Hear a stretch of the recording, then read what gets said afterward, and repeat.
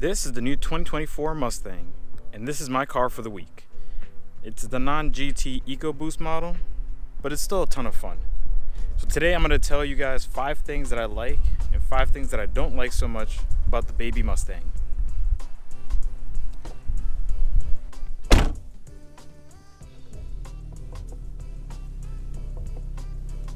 Alright, so first I'm going to go over the different drive modes that you have available. So right now I'm in normal, and I also love the animations. You have sport, track, drag strip, which is kind of crazy, slippery, and custom. And then these are what each of the gauges look like.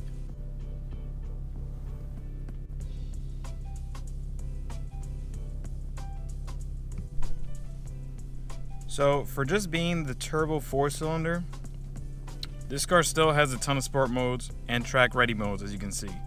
You can also customize the gauges to look how you want, so I'll show you now. You can see here I have blue gauges, and then the white is the needle. So I have blue and white. Blue is my primary, white's my secondary. If I go into the screen and I go to if I press the Mustang button, that's what I call it at least, I get this screen here. And then if I go to my color, now you can choose your primary and secondary color. So I'm gonna change the gauge to, let's say, green, and then I'm gonna change the needle, the secondary color, to, let's say, purple, just to make it weird. As you can see now, I have a green gauge with a purple needle. The purple also affects the coolant temperature as well as the gas, so the gas is purple now. This is purple, and then you can see here when I rev, I have a purple needle. So that's kind of cool. And then also if I go to the different modes, as you see now in track, my overall gauge is green with a big purple needle. So I think that's pretty cool. I think this finally brings the Mustang as a whole into the modern era, because now you have a nice, beautiful digital gauge cluster, and this big touchscreen as well. I believe on the previous Mustang generation, only the top trim models were able to get a digital gauge cluster. So I think it's cool that you can get this even in the EcoBoost model. So next, the second thing that I really like about this car is the auxiliary gauges that you get and all the track features. Hit the Mustang button. So here I have auxiliary gauges. If I hit this, now I have additional gauges on my screen. So I have the boost gauge. I believe this is like my G's, so it shows how many G's I'm pulling in which direction, and then coolant temperature. And then if I press this button here, I have even more gauges. I think this is like the air to fuel ratio, intake temp, and then the same 3 that I had before. So this is pretty cool. And then you also have a bunch of track modes. You have track apps. If I hit track here, and then I have an acceleration timer, brake performance, lap timer, and you can even do line lock. So if you want to do some burnouts in your EcoBoost Mustang, you can do that. So for example, line lock enabled, and then it says hold OK to initialize line lock. I'm not gonna do that right now, but it's kind of crazy that that's available in the EcoBoost Mustang. Acceleration timer, you have 0 to 30, 0 to 60, 0 to 100, eighth mile, quarter mile. You have a bunch of stuff.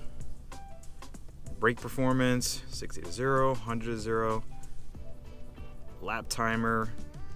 So there's a bunch of cool stuff in this basic Mustang. So the 4-cylinder turbo Mustang has all of this stuff. Before, this was typically on the GT models, or I think you could get some of this on the previous gen, but either way, this is still pretty cool.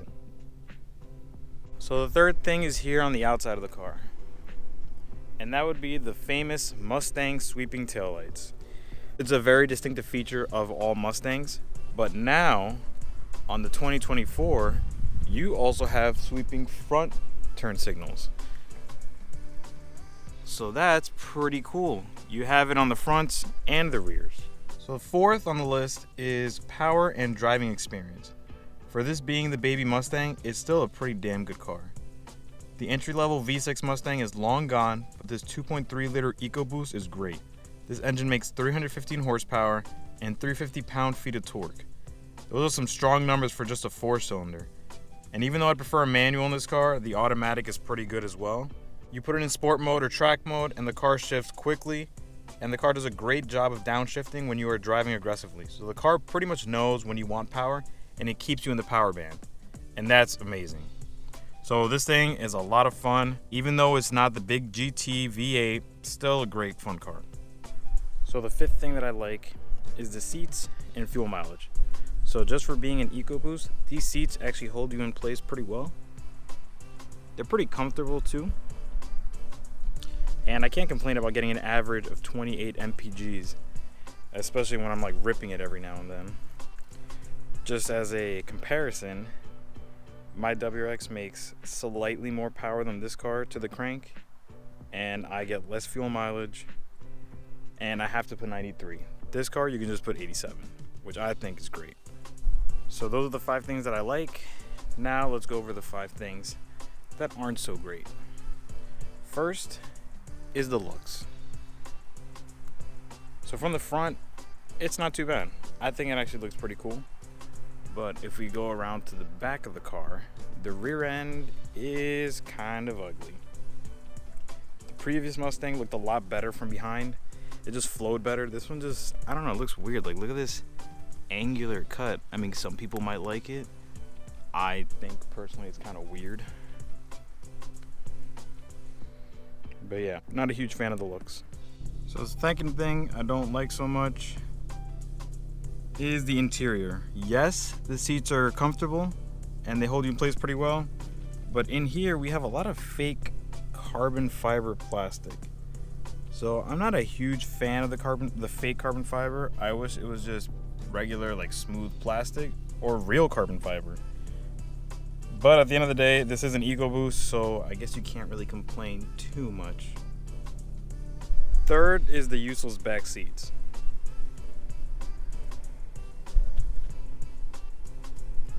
I know that Mustangs are not meant to be practical, but these seats are more useful as storage than for actually putting people back there. So here I am with the seat where I would sit. I'll be 100% honest, it's not terrible. There's like cutouts in the back of the seat for the knees, which is great, but at the same time it's like I barely fit. It's not very comfortable here. My head is actually touching the ceiling, and I'm not really that tall. I'm 5'9". So yeah, in a pinch, sure, this works, but for long trips, hell no. The fourth thing that I don't like is the fake engine sounds. So as you're driving along, when you're in normal mode, you won't hear it, but when you're in sport, track, any of the other modes, like the more sporty modes, you will get some fake engine noise. I'll see if I can get a clip and I'll put it in here so you can hear what it sounds like.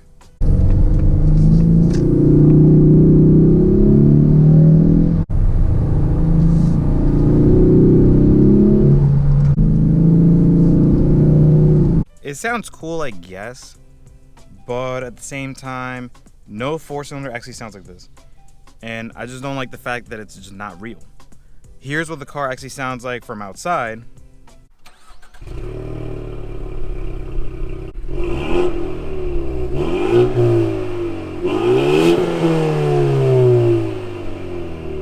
And I'll admit, it actually doesn't sound too bad. It's pretty good for a 4-cylinder. But obviously, if you want a real Mustang sound, you'll go for a GT and get that V8. And then last but not least, we have the infotainment system having the climate controls. So I'd rather just have physical buttons and knobs. That way, as I'm driving, I just move it and that's it. Instead, for example, if I want to turn up the AC, I gotta, where is it? Here's the fan buttons. I gotta click that and then, put it to whatever setting I want. Okay, cool. I can, give it, and wait a second, it'll disappear. If I want to change the temperature, okay, there are some buttons down here, but I still gotta look and make sure I'm hitting the right spot. So if I'm driving and I'm not paying attention, I might hit the wrong thing. So it's like, I don't know. I think it's more dangerous having everything in the touchscreen as opposed to just a button that I can feel or a knob. Same thing with the heated seats. If I want to turn on the heated seats, I gotta go in here. Where is it? Heated seat. And then, you know, find what level I want. So it's not terrible. You get used to it. But at the same time, I would much rather prefer physical buttons. Like here, you have a volume knob. Why can't I just have some knobs for the temperature? You know, I think that would be better. Well, there you have it. 5 things that I like and 5 things that I don't like about the new Mustang. So what are your guys' thoughts? Do you agree with me? Do you disagree? Do you love the car? Do you hate it? Anyone watching have a new Mustang or even an old one?